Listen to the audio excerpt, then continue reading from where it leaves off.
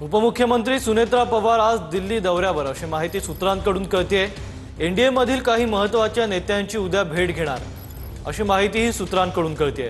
राज्यातील घडामोडींच्या पार्श्वभूमीवर दिल्ली दौऱ्याला महत्त्व आहे। खरात प्रकरणी एनसीपीचे नेते अडचणीत येत असताना सुनेत्रा पवारांच्या या दौऱ्याला महत्त्व आहे। एनडीए मधील काही महत्त्वाच्या नेत्यांची उद्या भेट घेणार असल्याची माहिती कळते। सुनेत्रा पवार दिल्ली दौऱ्यावर आहेत आणि एनडीएच्या महत्त्वाच्या नेत्यांना त्या भेटणार आहेत अशी माहिती आता सूत्रांकडून कळते। खरात प्रकरणी एनसीपीच्या नेत्यांची नावे समोर येत असताना उपमुख्यमंत्री सुनेत्रा पवार यांच्या दिल्ली दौऱ्याला महत्त्व आहे। यावर आपले प्रतिनिधी प्रमोद जगताप आपल्याला अधिकची माहिती देतील। प्रमोद, काय सांगाल?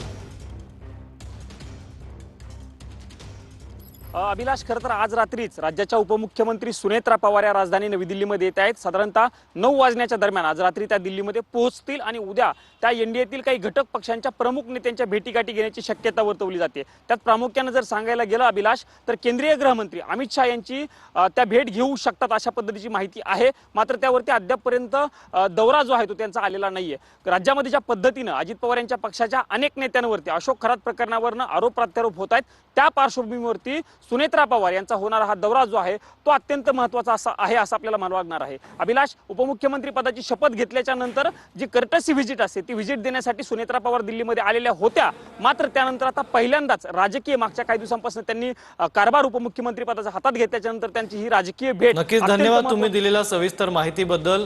अधिकही माहिती जाणून घेऊ।